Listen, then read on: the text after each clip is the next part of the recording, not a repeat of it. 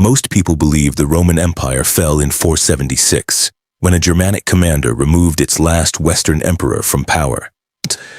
But Rome had been weakening for nearly 2 centuries before that famous date ever entered the history books at all.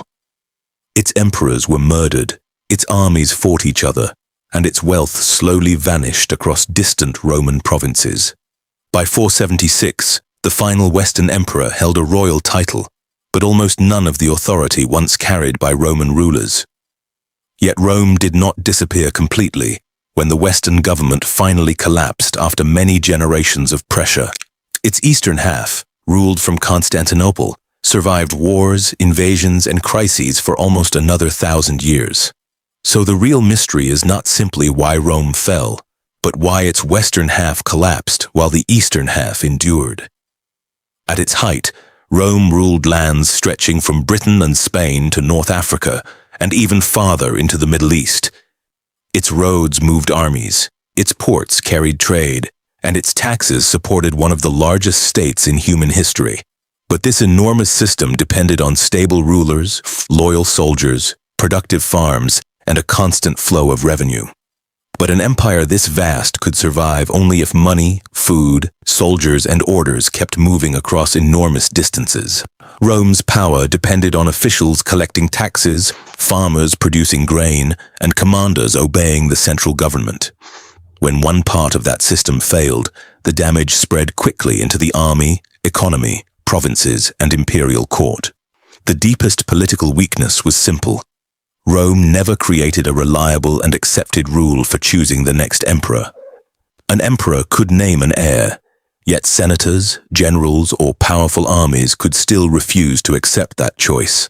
Frontier troops could proclaim their own commander-emperor, then march toward Rome to place him on the imperial throne. Another army could support a rival claimant, forcing Roman soldiers to decide the empire's future through civil war. But the military created to defend Rome's borders increasingly turned its weapons against other Roman armies and cities. Between 235 and 284. Assassinations, rebellions, invasions, and some emperors ruled for only months before being murdered, defeated, or replaced by another army-backed rival claimant.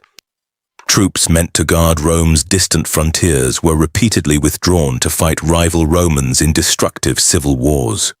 Provincial officials often did not know which emperor would still control their region or collect taxes the following year.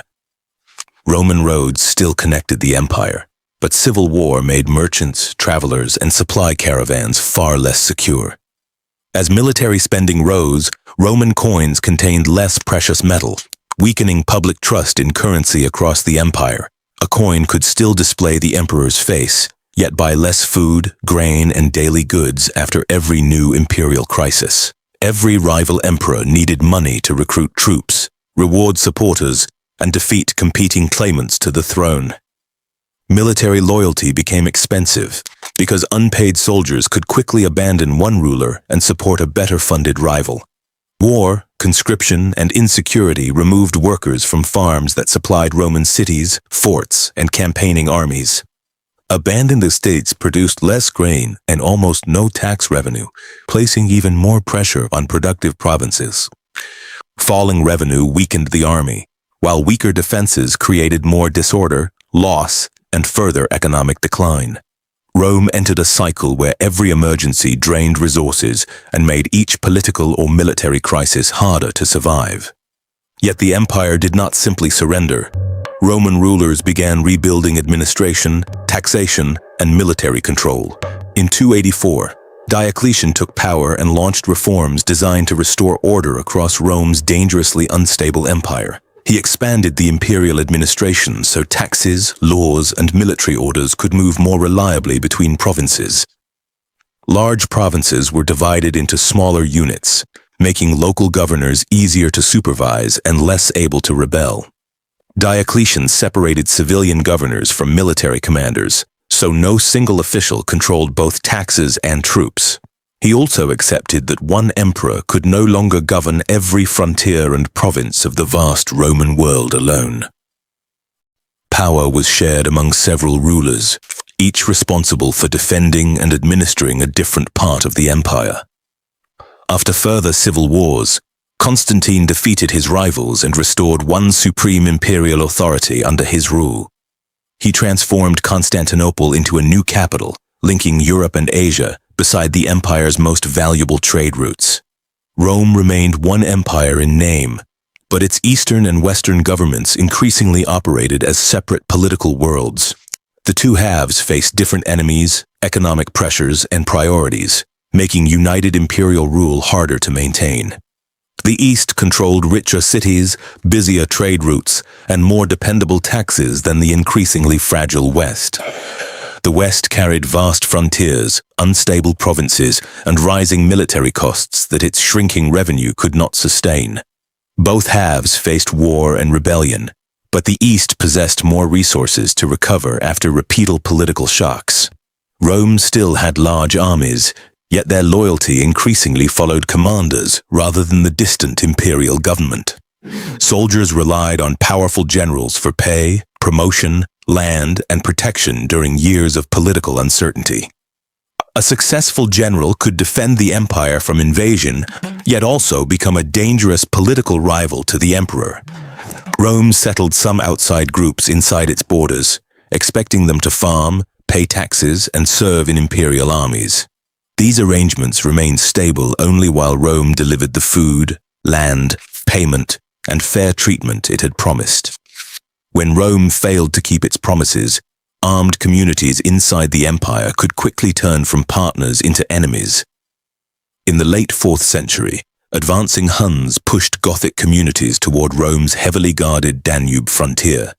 Thousands of Goths asked Roman officials for permission to cross the river and settle safely inside imperial territory. Rome accepted them, expecting new farmers, taxpayers, and soldiers who could strengthen the empire's weakened defenses. But corrupt officials withheld supplies, exploited the refugees, and allowed hunger to spread through the crowded camps. Roman mistreatment transformed a manageable refugee crisis into a large, organized, and increasingly dangerous rebellion.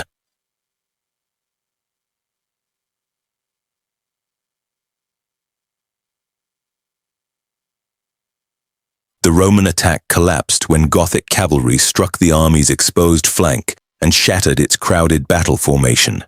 Valens was killed, and much of the Eastern Field Army was destroyed during one catastrophic day of fighting near Adrianople. Adrianople did not end Rome, but it revealed how corruption, poor leadership, and weak coordination magnified every threat. After Adrianople, Rome increasingly negotiated with armed groups it could neither defeat completely nor fully control. The Gothic leader Alaric demanded land, payment, and an official place for his followers inside the Roman political system. Western officials delayed, rejected, or reversed agreements, allowing the confrontation to grow steadily more dangerous. In 410, Alaric's forces entered Rome and sacked the city, shocking a world that had long considered it untouchable. The attack shattered Rome's image of invincibility, even though the Western government continued to survive afterward. The sack was a humiliation, not the immediate end, because Roman institutions, officials, and armies still functioned. A far greater strategic disaster began when the Vandals moved into Rome's wealthy and vital North African provinces. In 439, the Vandals captured Carthage, seizing one of the Western Empire's richest ports and major economic centers. North Africa supplied grain, taxes, and trade income that the Western government desperately needed to survive and recover. With less revenue to rebuild its armies, every lost province became increasingly harder for the Western Empire to recover. As Western territory vanished, falling taxes left the government unable to support enough soldiers across its provinces. With fewer troops available, distant regions became harder to defend, recover, and govern from the weakened imperial center. The Eastern Empire retained richer cities, active trade, and more reliable tax income than the shrinking Western state. Constantinople's strategic location and massive walls made the eastern capital extremely difficult for enemies to capture. Eastern emperors used gold, treaties, and diplomacy to redirect dangerous enemies away from their richest territories. Both halves faced invasions and civil wars, yet the East repeatedly recovered, while the West continued to lose ground. By 476, the young emperor Romulus Augustulus controlled little beyond the Italian court and carried almost no real authority. The military commander Odoacer removed Romulus and formally ended the office of emperor in the Western Roman Empire. Yet Roman cities, laws, officials, and traditions continued, proving that an entire civilization did not vanish overnight. The last emperor lost his title only after the Western state had already lost most of its territory, revenue, and control. In Constantinople, Roman emperors, laws, and institutions continued long after the Western imperial court disappeared. The people of the Eastern Empire still called themselves Romans, preserving an identity older than the Western collapse. Their empire survived invasions, plagues, and civil wars for nearly another 1,000 years after the fall of the West. Rome's first fatal weakness was political instability, repeatedly turning Roman armies against one another in civil war. Every civil war consumed soldiers and money that should have defended vulnerable frontiers and restored damaged provinces. Rome's second weakness was economic. Losing territory also meant losing taxes, grain, trade, and military strength. Each defeat reduced the West's ability to recover, making the next invasion or rebellion even more difficult to survive. Rome's division created two futures: a shrinking, poorer West and a richer, stronger, more defensible Eastern Empire. The West fell through a chain of political conflict, economic decline, military fragmentation, and territorial loss. But the eastern half endured for centuries. Subscribe to discover the hidden chain behind its remarkable survival story.